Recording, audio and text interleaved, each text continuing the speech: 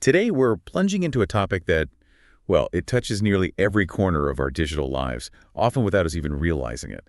I'm talking about large language models. They're everywhere now, aren't they? Generating code, drafting emails. Exactly. But have you ever stopped to wonder about the hidden costs and the technical hurdles behind their really remarkable performance, especially as we start questioning the sort of default reliance on GPUs for these things? It's a really critical question, particularly as their adoption just explodes across enterprises. The computational demands are simply immense, and the status quo can get very expensive very fast. That's why for this deep dive, we're focusing specifically on the compute demands of LLM inference. So that's the process of actually running an LLM to generate text. Right, the operational side. Yeah, and we're uncovering how powerful CPUs are, maybe surprisingly, stepping up to meet this challenge. Our conversation today is rooted in a fascinating new research paper introducing something called the Bud Inference Engine. And our mission, really, for this deep dive is to unpack how this innovative CPU-centric approach is challenging that conventional wisdom. It promises to make LLMs faster, more cost-effective, and maybe most surprisingly, significantly more environmentally friendly for real-world applications. Okay, so we'll explore the sort of ingenious technical solutions that lead to these pretty remarkable performance gains and, crucially, substantial power savings. Sounds good. So to really understand this, let's first unpack why LLM inference has traditionally been so difficult and, well, frankly, so expensive.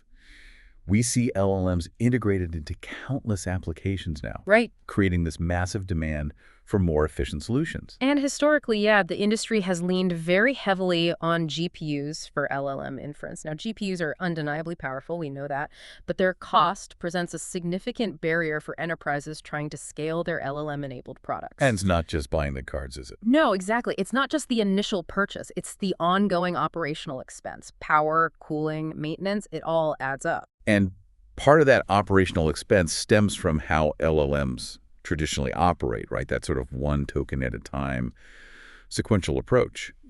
What specifically about that creates such a bottleneck for efficiency?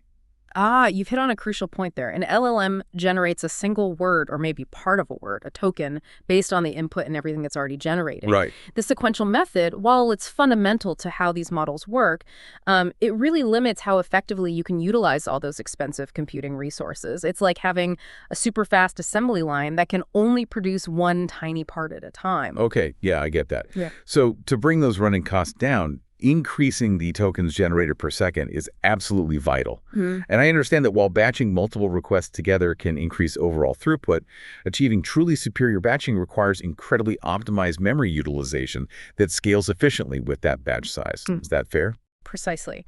And that leads us directly to the core innovation of this research, a powerful CPU-centric solution.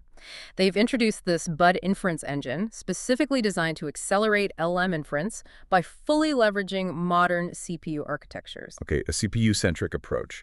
And what are the key strategies this engine employs to actually pull that off? It focuses on two main strategies. First, it fully exploits the parallel processing capabilities inherent in modern CPUs, lots of cores. Right. And second, it significantly enhances performance by efficiently batching inference requests, which, as you mentioned, is just critical for reducing cost and improving throughput. Okay, now this next part I found truly fascinating, memory optimization. The paper points out that effective memory utilization is a primary hurdle in current CPU-based inference systems, largely due to something called the key-value cache, or KV cache. Can you walk us through why the KV cache presents such a challenge? Certainly. The KV cache is essential, right? It's where the model stores activations from previous tokens to avoid recomputing them every single time. Saves a lot of work. Makes sense. But the problem is, its size grows as you generate more tokens. It dynamically adjusts memory. And this leads to some, well, frustrating fragmentation issues. Fragmentation, like wasted space. Exactly. Imagine trying to pack a suitcase where you reserve a huge, contiguous block of space for each item, even if the item itself is tiny. You end up with internal fragmentation reserved memory that isn't fully used because the actual sequence length is less than the maximum you allocated for. Whoa, okay. And then there's external fragmentation. This happens because different requests might need different maximum length. So current systems systems typically reserve one large, contiguous block of memory for each request's KV cache. And they can't share that space. Right. It prevents memory sharing between requests and leads to significant wasted space, especially when you have lots of requests coming and going with different needs. So given that challenge, how does the Bud inference engine intelligently tackle this memory puzzle? How does it get around needing all that contiguous space? It introduces a really clever memory manager. What it does is it strategically divides the available CPU memory into a series of smaller, fixed-size blocks they call tiles. Tiles, okay. So when an incoming request generates its KV cache, instead of needing one big chunk, the cache is divided into smaller pieces. And these pieces are then allocated to these specific memory tiles based on what's available at that moment. So it doesn't need to be contiguous anymore. Exactly. It completely avoids the need for that problematic contiguous space.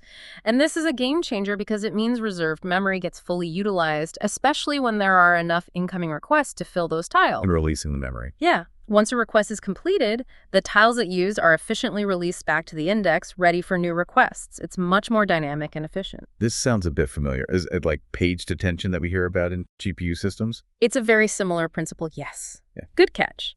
But it's uniquely adapted here for the way CPU memory architecture works. So similar concept, different implementation tailored for CPUs. That's a really smart adaptation. Now, okay, memory sorting. To further enhance throughput, the Bud inference engine specifically leverages optimizations tailored for Intel Xeon scalable processors. What are these specialized features like AVX and AMX, and what do they actually do for this solution? Right, so these are instruction sets built into the processor.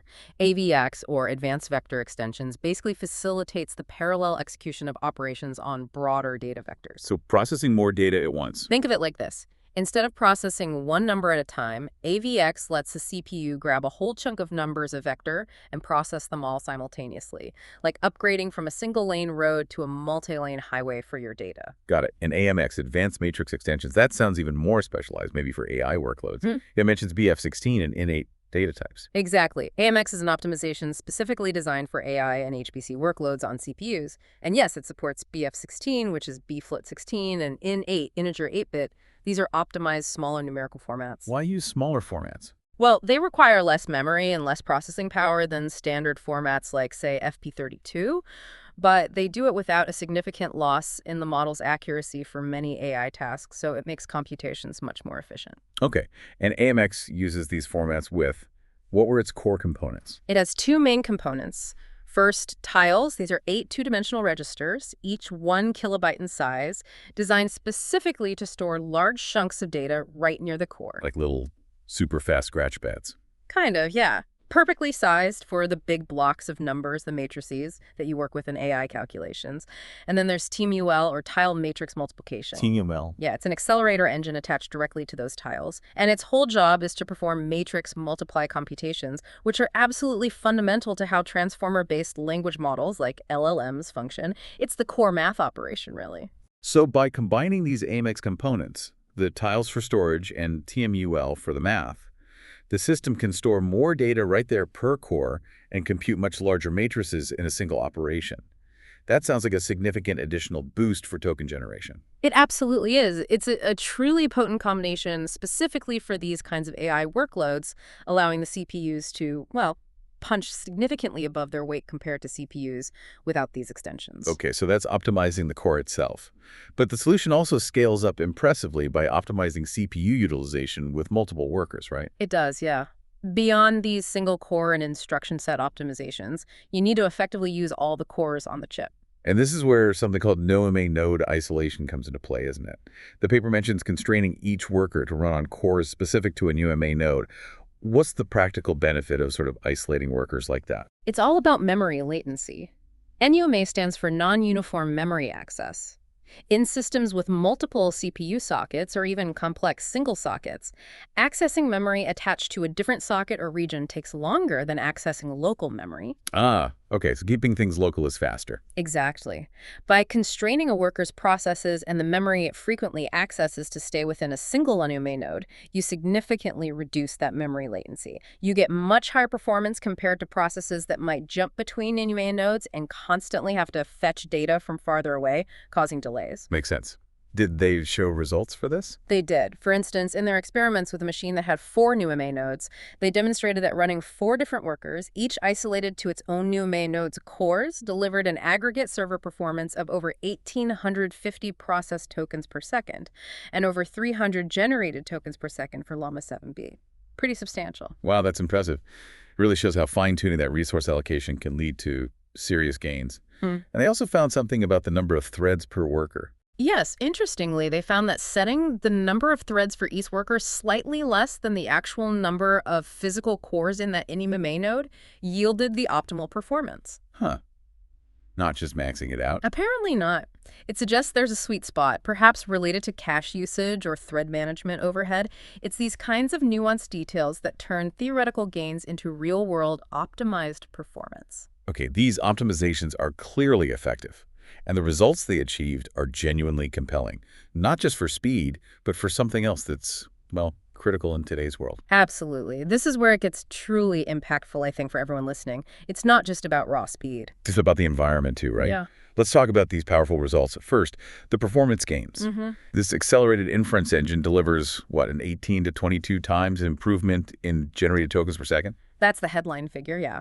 And to give you a concrete example of that improvement, for the Big Co's Star Cutter Base 3B model, the token generation speed just dramatically increased from about 9 tokens per second to over 167 tokens per second. Wow. And for a larger model, Codalama 7B HF, it jumped from around 4 tokens per second to nearly 94 tokens per second.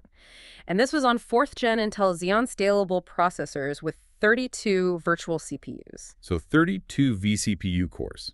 And you mentioned it gets better with larger models or longer sequences. That's what they observed, yes. The improvement becomes even more significant in those cases, which are very common real-world scenarios. And it's not just about how fast it generates tokens for, like, one user at a time. This engine also demonstrates impressive scalability, doesn't it? It does. The paper shows it can vertically scale pretty well with the available vCPUs, add more cores, get more throughput, and importantly, the token generation speed also increases as the number of parallel requests goes up. Which means it handles load well. Exactly. It indicates better resource utilization when the request volume is higher. They showed this on both 32 and 48 vCPU configurations, proving it can handle demanding real-world loads efficiently. Okay, speed, scalability. But the truly groundbreaking aspect, I think, is the environmental benefit you alluded to. This is huge. The paper estimates that using CPUs optimized this way for inference could reduce the power consumption of LLMs by a significant margin, potentially around 48.9%, almost half. Nearly 50% reduction in power. That's massive. Can you give us the direct comparison they found in their study that really puts it in perspective? Absolutely. They compared power draw for systems delivering production-ready throughput and latency. They found that a system using a high-end A100 GPU paired with an AMD EPYC CPU consumed about 1,252 watts. Okay, 1,250 watts. In stark contrast, the optimized Intel Xeon Gold CPU configuration running this BUD inference engine achieved comparable performance while only consuming 613 watts. Wow, 613 watts versus over 1,200. That's less than half the power for similar results. Precisely. This isn't just a technical win, shaving off a few percent here or there. It's a huge step towards making generative AI-based products far more environment-friendly. And that's a concern for absolutely everyone, from data center operators to end users. So to sort of bring it all back home, this deep dive has really shown how parallelized inference on CPUs, when combined with these innovative memory management techniques and specific hardware optimizations like AVX and AMX, well, it offers a truly scalable, efficient, and surprisingly eco-friendly solution for deploying large language models in real-world applications. Yeah, it's making these powerful LLMs much more practical and accessible, potentially for a much wider range of enterprises that maybe couldn't justify the GPU costs or power draw before. It feels like it's about optimizing the foundational hardware intelligently, right? Right. Moving beyond just throwing more raw compute power at the problem and thinking smarter about resource utilization. Exactly, meeting the escalating demands of AI in a way that's both powerful and sustainable. So thinking about this, what does this all mean for you, the listener? How might this shift in hardware reliance, moving some workloads effectively to CPUs, change the accessibility, the deployment models, maybe even the future design of large language models? Could it push AI into even more unexpected corners of our lives? And perhaps more critically, what are the broader implications for energy consumption on a global scale as AI inevitably becomes even more pervasive? If we can run significant parts of it at half the power, that's a question worth pondering. Definitely something to think about.